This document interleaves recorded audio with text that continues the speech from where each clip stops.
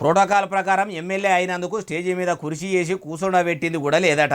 ఓడిపోయిన shy party లీడర్లను దగ్గర కూర్చోబెట్టుకొని కారు పార్టీ ఎమ్మెల్యేను మొత్తం కానగూడ అంతలేరని మస్తుగానే బాధపడ్డది. ఈనుండ్రి రేషన్ కార్డు ఇస్తున్నప్పుడు కూడా పార్టీ పరంగా ఇస్తున్నట్టు ప్రోటోకాల్స్ పక్కన పెట్టి పార్టీ పరంగా ఉన్న మాజీలను అందరిని కూడా తీసుకొచ్చి స్టేజ్ మీద కూర్చోబెడితే ప్రభుత్వ కార్యక్రమం అని చెప్తున్నారు మంత్రి గారు. ప్రోటోకాల్ పాటించాలని రిక్వెస్ట్ చేయడం జరిగింది. ఈయనరా ఇంకా మస్తుగానే అన్నది మొత్తం ముచ్చటినుండ్రి.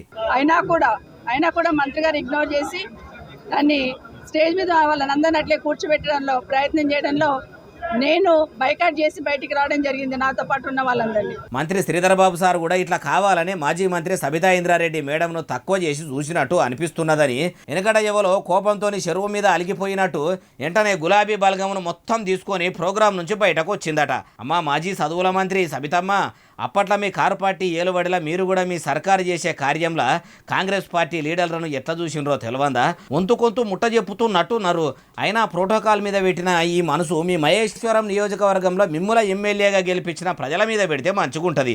అప్పుడు మీరు రాకున్న మీటింగులకు రావాలని ప్రజలే పిలుస్తారు మేడము. అట్లెందుకు మీకు ఆలోచన వస్తలేదో మీకే తెలవాలి మేడం అంటుర్రు ఏ ముచ్చటిన్నోళ్ళు.